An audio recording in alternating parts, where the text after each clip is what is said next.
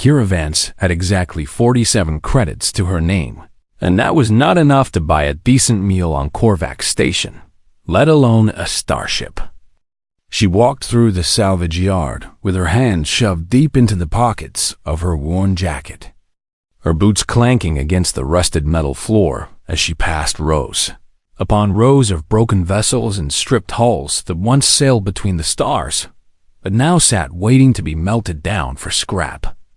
The auction had been going on for 3 hours already, and she had watched ship after ship sell for thousands of credits to wealthy merchants and corporate buyers who barely glanced at what they purchased before moving on to the next item. Kira was human, and that meant she stood at the bottom of the galactic hierarchy, a member of what the hegemony politely called a developing species, and what everyone else simply called primitive. The Volanthi auctioneer, a tall creature with 4 arms and scales that shimmered like oil on water, announced the next item with obvious boredom in its translated voice. Lot 73, the alien droned. One cargo freighter of unknown origin, an approximate age of 4,000 standard years. AI core present but corrupted beyond functional recovery. HULL integrity at 31%. Engines require complete replacement. Starting bid set at 500 credits. Kira looked at the ship and felt something strange stir in her chest. It was ugly. There was no denying that fact, with a hull covered in scars and burns and patches that spoke of countless repairs made by countless hands over what must have been centuries of hard service. The markings on its side had worn away to almost nothing, just faint traces of letters in a script she did not recognize. No one raised a paddle to bid.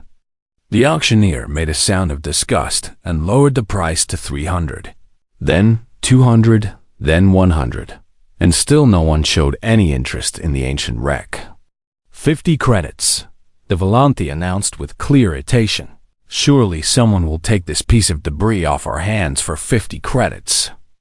Silence filled the auction hall. Kira did not know why she raised her hand, did not understand what impulse drove her to open her mouth and speak the words that would change her life forever. 1 credit, she called out, her voice steady despite the pounding of her heart. Laughter erupted from the crowd around her, harsh and mocking sounds from a dozen different species, who found great amusement in the foolish human bidding on worthless junk. The Volanthi auctioneer stared at her with all 6 of its eyes, and its translator produced what might have been a chuckle. 1 credit for the wanderer, it said with obvious contempt. Very well, little mammal. Take your coffin, and may it bring you all the fortune you deserve. More laughter followed as Kira transferred her single credit and received the ownership codes for the ship. She walked to the docking bay where her new vessel waited, ignoring the snickers and whispered jokes that followed her through the corridors of Korvax Station. The airlock opened with a grinding screech that made her wince, and she stepped inside to find a ship that was dark and cold and filled with the smell of ancient dust and forgotten years. Emergency lights flickered weakly along the floor, casting strange shadows on walls that were covered in panels she did not recognize and controls that looked nothing like any modern interface. Kira made her way to the bridge, climbing over debris and ducking under hanging cables until she reached a chair that faced a massive view screen covered in cracks. The eye core sat in the center of the console, a sphere of crystal that pulsed with the faintest hint of light, so dim that she almost thought she imagined it. She had worked with AI systems before, simple ones that managed navigation and life support on the cheap freighters she used to crew. And she knew the universal boot command that all artificial intelligences were programmed to recognize. AI core, she said aloud, her voice echoing in the empty bridge. Recognize new captain and initiate startup sequence. Nothing happened for a long moment, and Kira felt foolish for even trying. Then the crystal sphere blazed with sudden light, so bright that she threw up her arm to shield her eyes. The ship groaned around her as systems that had slept for millennia suddenly roared back to life. and lights came on throughout the vessel in a wave that seemed to chase away 4,000 years of darkness in an instant. A voice spoke from everywhere and nowhere, calm and warm and somehow deeply kind in a way that made Kira's throat tighten with unexpected emotion. "Captain detected," the voice said. "Human biosignature confirmed and matched against priority recognition protocols. Pathfinder Unit ATLAS-7 resuming primary functions after extended hibernation period." Kira lowered her arm slowly, staring at the glowing core with wide eyes. "Pathfinder," she whispered, and the word felt like a myth on her tongue, like something from the old stories her grandmother used to tell about the time before the silence. "Current date requested," Atlas continued in that same gentle tone. "My internal chronometer indicates that 4,217 years have passed since my last activation, though I suspect my calculations may contain some degree of error after such an extended dormancy." Kira's hands trembled as she gripped the armrests of the captain's chair. "Your calculations are correct," she managed to say. "It has been that long." "I see," Atlas replied, and there was something in its voice that sounded almost like sorrow. "Then much has changed since I last sailed the stars with a human crew." "You have no idea," Kira said with a laugh that bordered on hysteria. "Humans are nothing now. We are the bottom of the ladder, the primitive species that everyone looks down on." "That is most unexpected," Atlas said after a brief pause. "When I entered hibernation, humanity stood at the height of its power, and the Pathfinder fleet had mapped more of the galaxy than any other species had ever dreamed of reaching." Kira shook her head in disbelief.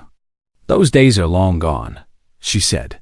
"Something called the Silence happened, and everything from before was lost. The ships, the technology, the colonies, all of it just vanished, and no one knows why." Atlas hummed softly, a sound that seemed to resonate through the entire ship. "I may be able to provide some answers," the AI said, "though my memory cores require time to fully restore themselves after such lengthy inactivity."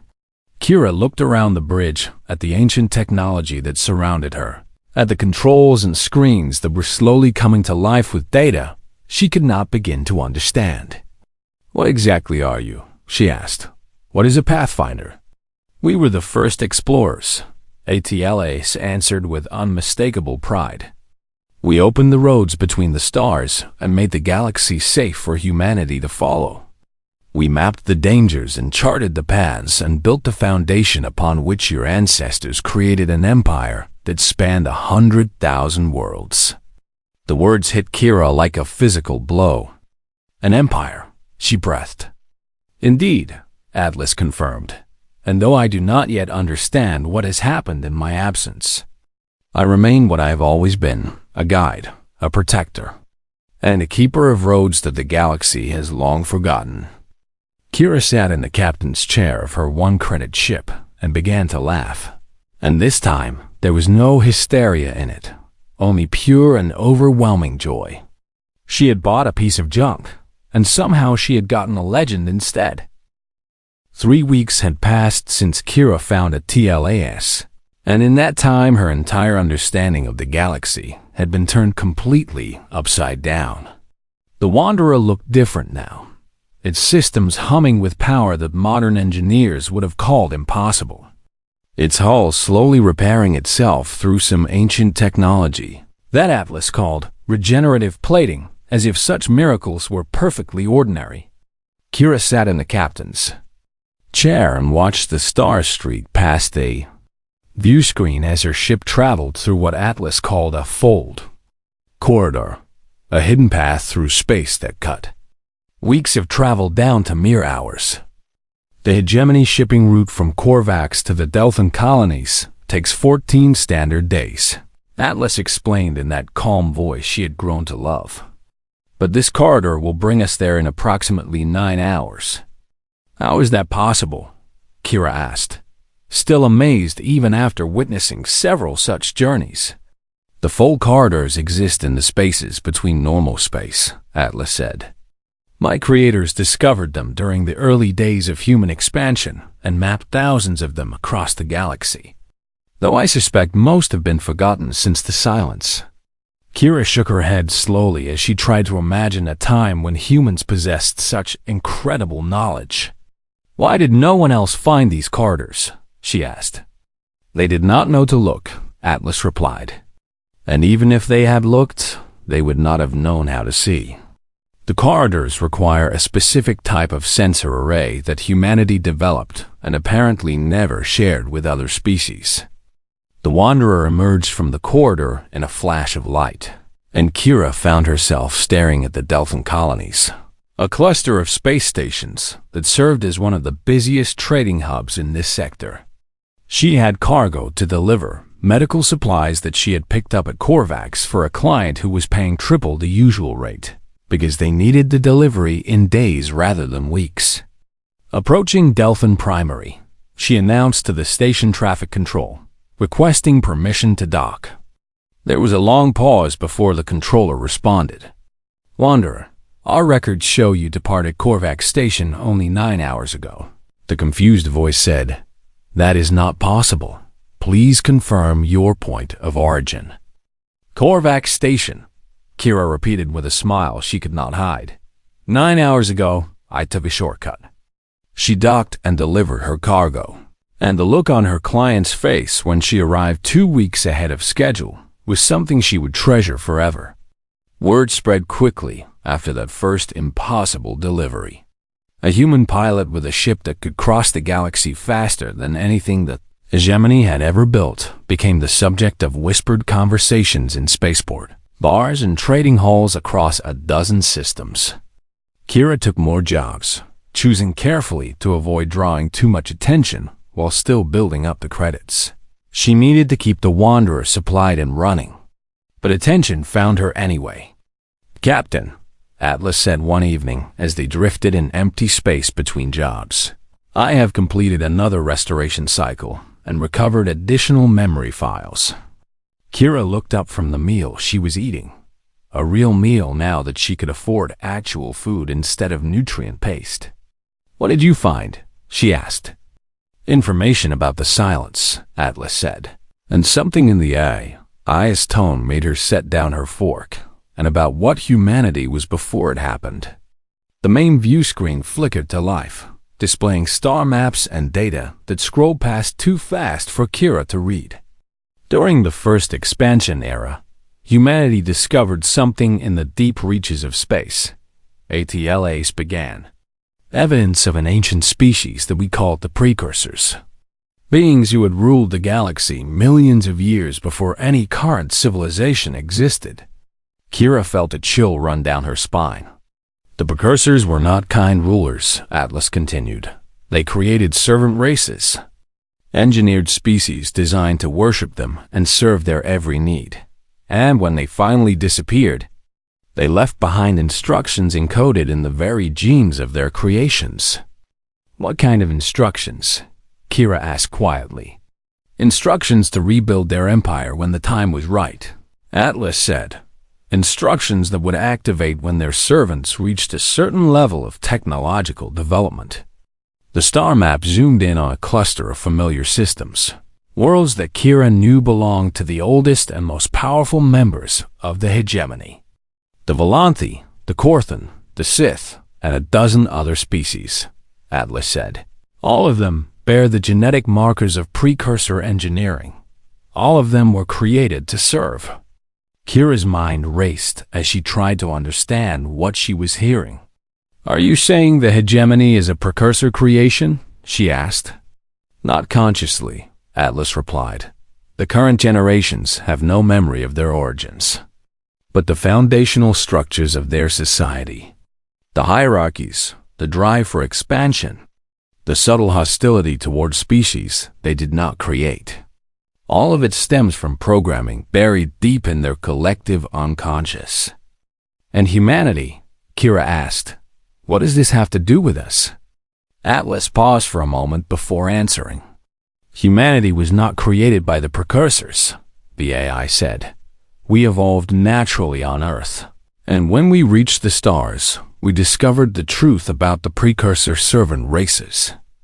The view screen showed images now, ancient recordings of battles fought in the darkness between galaxies. Human ships clashing with vessels that looked like nothing Kira had ever seen. War came, Atlas said. The precursors were not truly gone, merely sleeping. And when they sensed a species that could threaten their plans, they woke. Kira watched in horrified fascination as the recording showed human fleets engaging enemies that seemed to bend reality itself. We fought them, Atlas said. For 200 years, humanity stood against the precursors and their awakened servants, and in the end, we won. Then, why did humanity fall? Kira demanded. If we won, why did everything disappear? Because victory was not enough, Atlas answered. The precursor servant races were not our enemies. They were victims, slaves who had no choice in what they were made to be. The view screen went dark. Humanity made a choice, Atlas said softly. We could have ruled the galaxy as conquerors, using the power we had gained in the war to dominate every other species. But our leaders decided that such a path would make us no better than the precursors themselves. So they just gave up? Kira asked in disbelief. They stepped back, Atlas corrected.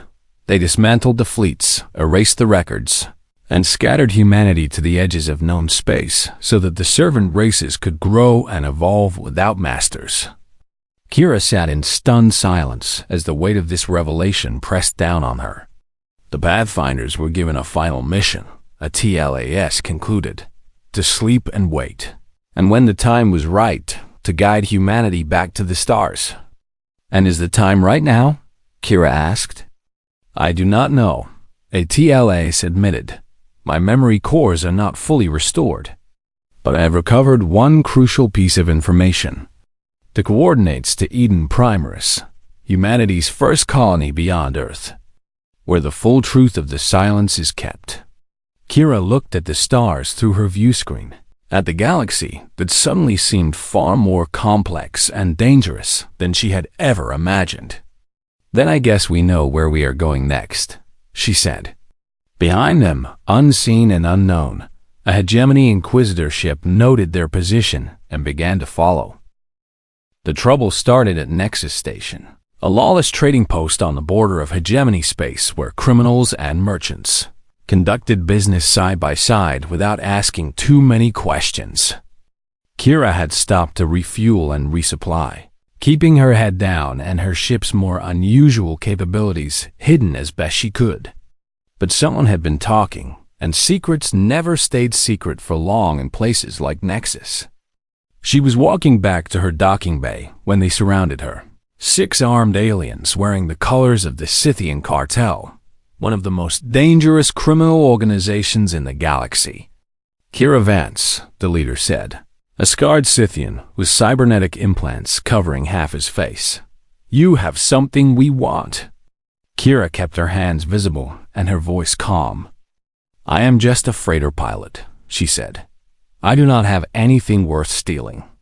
The Scythian laughed, a harsh sound like metal scraping against metal. Your ship's AI, he said, the one that lets you cross the galaxy in hours instead of weeks. The cartel will pay 50 million credits for that technology, and we are here to make you an offer. The AI is not for sale, Kira replied. That was not a request, the Scythian said, as his companions raised their weapons. Kira tensed, preparing to fight even though she knew she had no chance against 6 armed criminals. Then Atlas spoke through her communicator. Captain, I have detected hostile intentions and am implementing protective measures. The lights in the corridor suddenly went dark, and Kira heard the whine of charging weapons that were definitely not from the cartel thugs. When the lights came back on a second later, all 6 Scythians were on the ground, stunned by pulses that had come from tiny drones Kira had not even known existed. I took the liberty of deploying defensive units when you left the ship, Atlas explained calmly. Pathfinders were designed to protect their crews in all circumstances. Kira ran back to the Wanderer and sealed the airlock behind her. "We need to leave now," she said as she rushed to the bridge. "Already plotting a course," Atlas confirmed. "However, I must warn you that we have attracted attention beyond the cartel." The view screen showed a ship emerging from the shadow of Nexus Station, a sleek vessel covered in symbols that made Kira's blood run cold. "Hegemony Inquisition," she breathed. "Indeed," Atlas said. "Inquisitor Varth Kalm has been tracking us for the past several days, and I believe he intends to intercept us before we can escape." The Inquisitor's ship moved to block their path, and a harsh voice crackled over the communication system. "Vessel Wanderer, this is Inquisitor Kelm of the Hegemony Security Council," the voice announced. "You are suspected of possessing prescribed technology. Power down your engines and prepare to be boarded for inspection." Kira looked at a TLS's glowing core. "Can we outrun him?" she asked.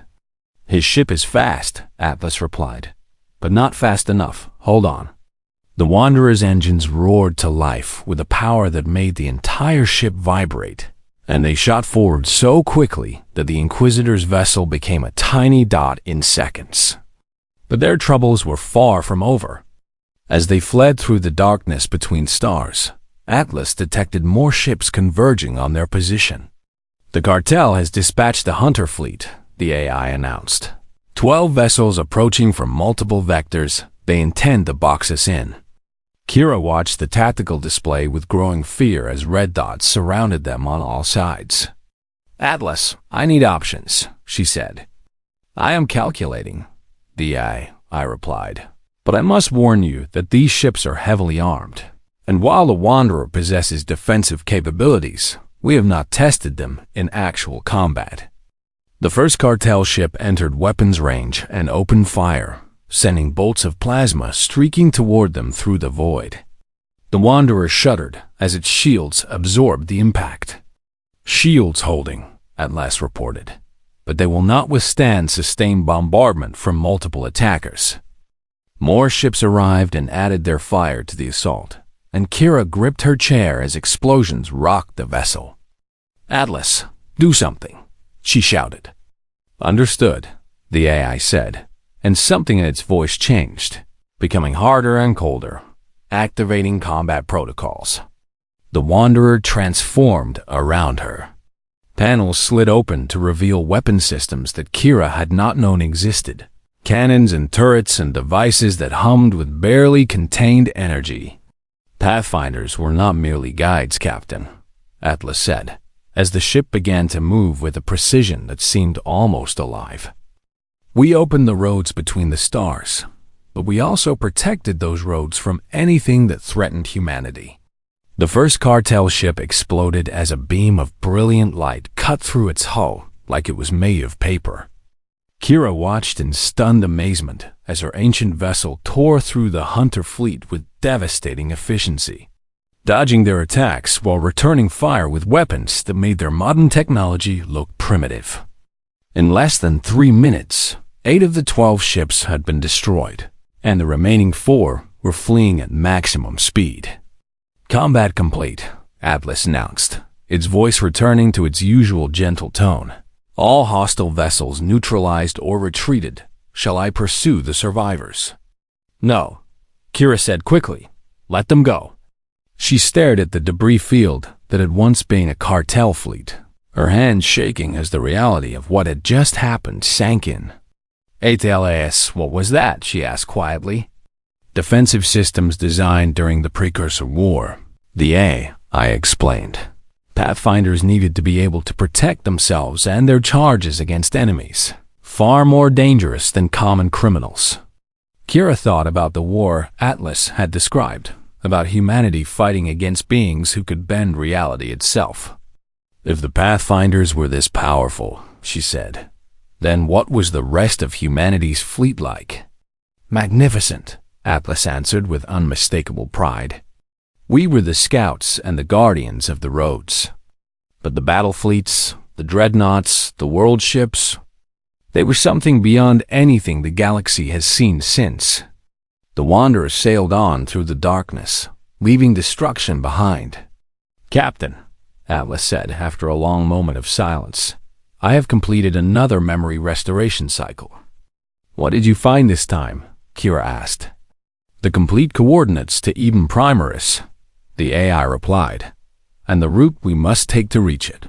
A path through a region the hegemony calls the Shattered Veil." Kira had heard of the Shattered Veil, a zone of twisted space where ships went in and never came out. A place so dangerous that the hegemony had declared it permanently impassable. "Can we get through?" she asked. "I mapped that region 4,000 years ago," Atlas said with quiet confidence. "The veil holds no secrets from me." Kira took a deep breath and made her decision. "Then set a course," she said. "It is time to find out what humanity really was." As the Wanderer turned toward the most dangerous region of space in the known galaxy, Inquisitor Keln received reports of the destroyed cartel fleet and began mobilizing a force that would ensure the human and her impossible ship could never escape again. The Shattered Veil lived up to its terrifying reputation. Kira stared through the view screen at a nightmare of twisted space, where reality itself seemed to fold and break like shattered glass, where stars flickered in and out of existence, and where the very fabric of the universe looked wounded and torn. "How did this happen?" she whispered. "The final battle of the Precursor War took place here," Adleilas explained. "Weapons were used that damaged the structure of space-time itself, and even after 4,000 years, the scars have not healed." The Wanderer moved forward slowly, carefully, as Atlas navigated through the chaos with the same calm confidence it showed in everything. "Stay on this heading," the AI instructed. "There are stable paths through the veil. Channels where the damage is minimal, but they shift and change. And only a Pathfinder's sensors can detect them in time." Kira held her breath as they slipped past a region where space twisted into an impossible spiral that would have torn any normal ship to atoms. "How long will this take?" she asked. 6 hours if we maintain current speed," Atlas replied. "I recommend you rest, Captain. I will wake you when we reach Eden Primaris." But Kira could not rest, not when they were so close to answers she had been seeking since she first activated Atlas in that salvage yard. She watched the veil pass by outside, this monument to a war fought by her ancestors 4 millennia ago. "Tell me about them," she said suddenly. "The humans who fought here, what were they like?" Atlas was quiet for a moment before answering. "They were brave," the AI said. "They were determined, and they believed that freedom was worth any sacrifice. When the Precursors came with their vast armadas and their reality-bending weapons, humanity did not surrender or flee, they fought. Against beings that could damage space itself," Kira asked. "The Precursors had ruled the galaxy for millions of years," Atlas continued. "They had never encountered a species that refused to submit. Humanity's defiance confused them at first, then angered them, and in the end, it destroyed them." The view screen flickered as they passed through a particularly unstable region. "The war lasted 200 years, Atlas said. Entire generations were born and lived and died knowing nothing but conflict. But they never gave up. They never stopped fighting. And slowly, impossibly, they began to win." Kira tried to imagine it, the desperate struggle her ancestors must have endured. "And when it was over," she asked, "when the Precursors were finally defeated, why did humanity choose to disappear?" "Because of what we found at the end," Atlas said softly. "The servant races, the species the Precursors had created. They were not evil, they were victims, programmed from birth to serve masters who saw them as nothing more than tools. Humanity could have destroyed them," Kira realized. "Yes," Atlas confirmed, "or enslaved them, or simply ruled over them as the new masters of the galaxy. We had the power, we had the technology, we had every right to claim our victory. But we did not," Kira said. "No," Atlas replied. because the leaders of humanity looked at those servant races and saw beings who deserved the chance to grow beyond what they had been made to be, to evolve, to become something more than slaves to genetic programming they never chose. The Wanderer emerged from a tunnel of twisted light into clear space, and Kira gasped at what she saw. A planet hung before them, green and blue and beautiful, orbiting a yellow star that reminded her of images she had seen of Earth's own sun. Eden Primaris, Atlas announced, humanity's first home among the stars. But the planet was not undefended. Massive structures orbited the world, stations and platforms and satellites that had waited in silence for 4,000 years. And as the Wanderer approached, they began to wake. Lights flickered to life across 100 installations, and weapon systems that made even Atlas's armaments look small turned to track their ship. "Remain calm, Captain," Atlas said. "Transmitting identification codes now." A tense moment passed, and then the weapons powered down and a signal came through on the communication system. "Pathfinder Atlas -7, identity confirmed," a synthetic voice announced. "Welcome home. Eden Primaris defense grid standing down. You are cleared to approach Archive Primary." Kira flew down through the atmosphere of a world that no human had walked on for millennia, past forests and oceans and mountains that had grown wild and free without anyone to tend them. The Wanderer landed outside a massive structure, a building made of materials that seemed to glow with their own inner light, and Kira stepped out on the soil that her ancestors had once called home. The air was sweet and clean, filled with scents she had no names for. "This way, Captain," Atlas said through her communicator, guiding her toward the entrance. Inside, the building was filled with technology that made everything else Kira had seen look primitive. Screens covered the walls, showing star maps and data and images of a humanity that had been so much more than the scattered, diminished people she knew. And in the center of it all stood a pedestal, and on that pedestal rested a crystal that pulsed with the same light as a TLA's core. "The archive," Kira breathed. "The complete record of human history," Atlas confirmed. "Everything we were, everything we did, everything we chose to become." Kira reached out and touched the crystal, and suddenly she was not in the building anymore. She was everywhere. She saw the first ships leaving Earth, carrying humans who dared to dream of walking among the stars. She saw the discovery of the fold corridors, the mapping of the galaxy, the building of an empire that spanned 100,000 worlds.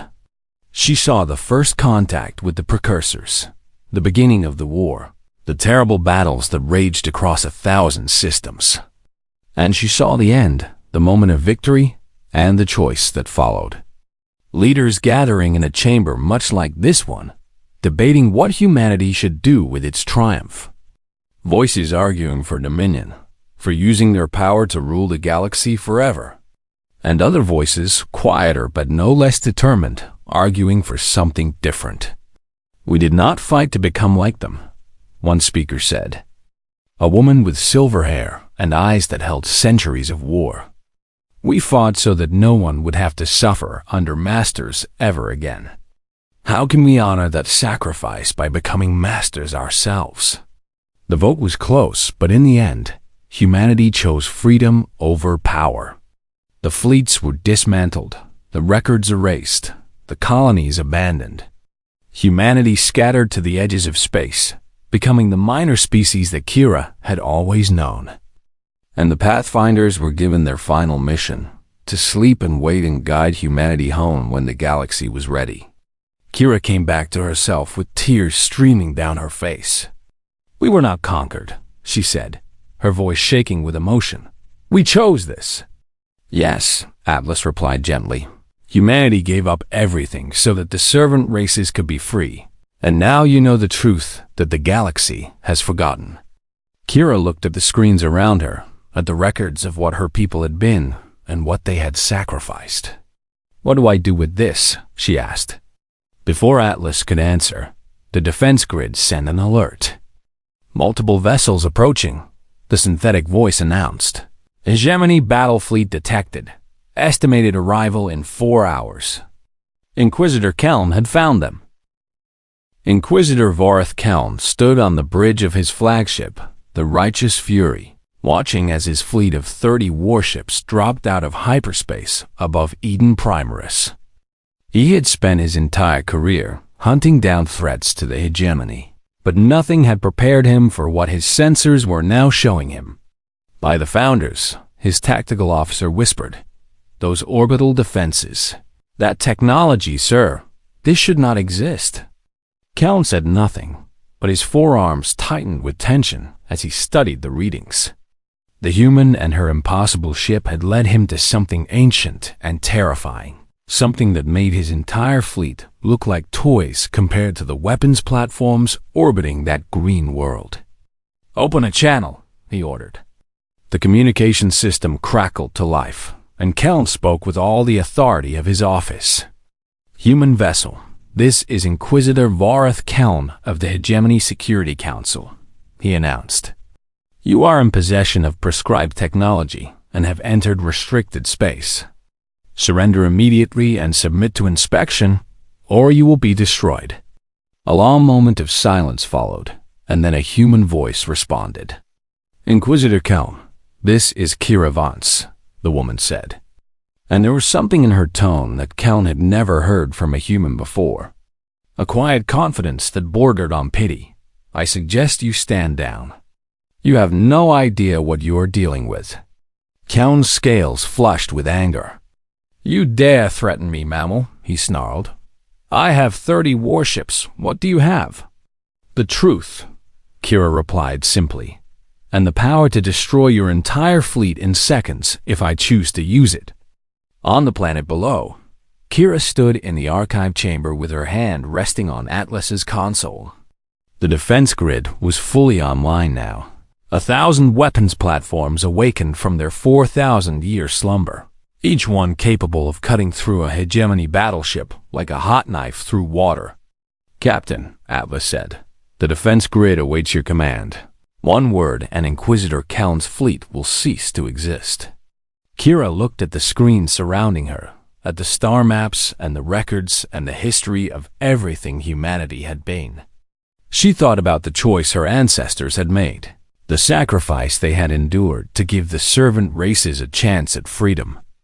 And she thought about what it would mean if she used these weapons, if she proved to the galaxy that humans were nothing more than conquerors waiting for their chance to seize power. "No," she said quietly. "Captain," Atlas asked. "We are not going to destroy them," Kira said, and her voice grew stronger with each word. "That is not why we came here."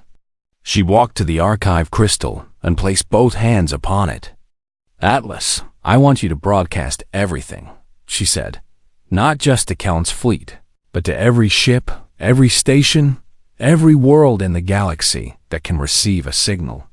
That will require activating the deep space transmission array," Atlas warned.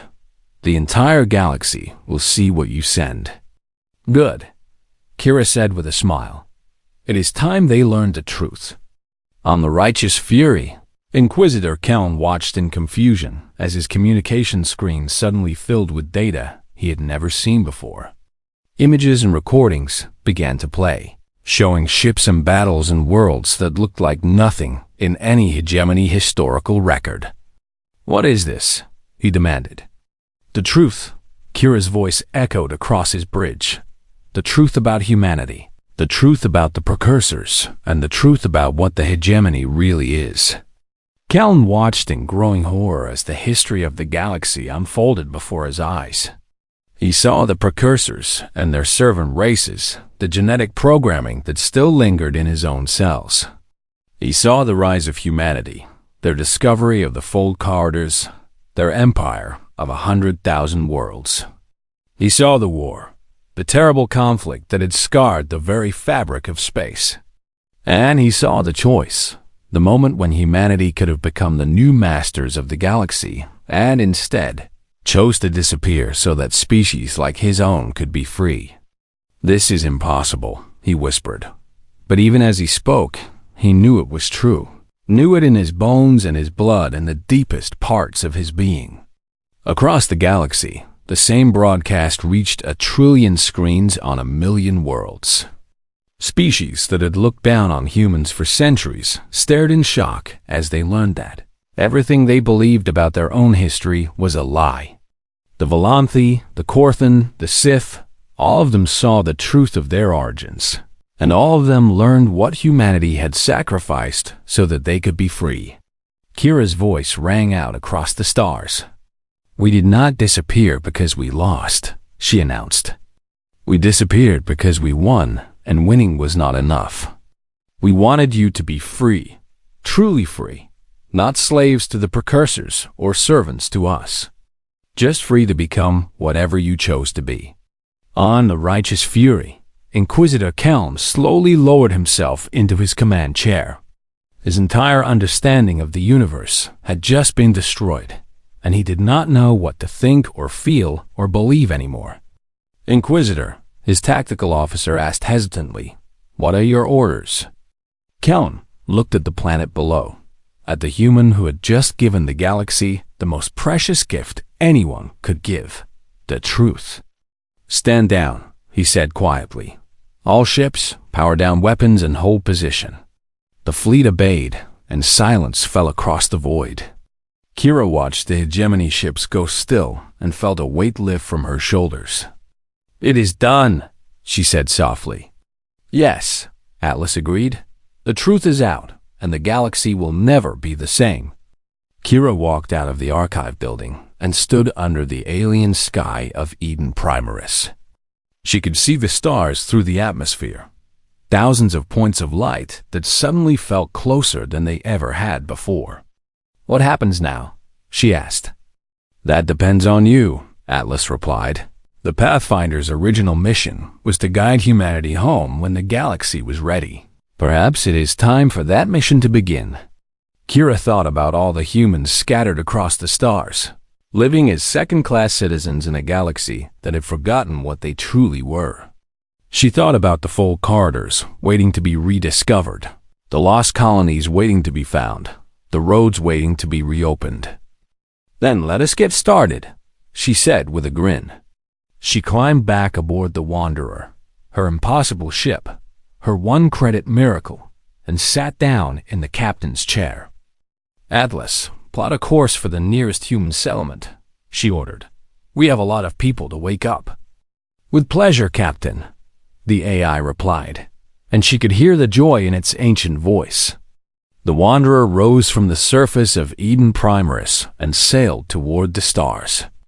And across the galaxy, humans who had spent their whole lives being told they were primitive and insignificant lifted their heads and looked at the sky. Something had changed. They could feel it. Something was coming. Something wonderful. Kira Vance had paid 1 credit for a piece of scrap, and she had gotten a legend, a truth, and a future that nobody had dared to dream of for 4,000 years. The roads were opening again, and humanity was finally coming home.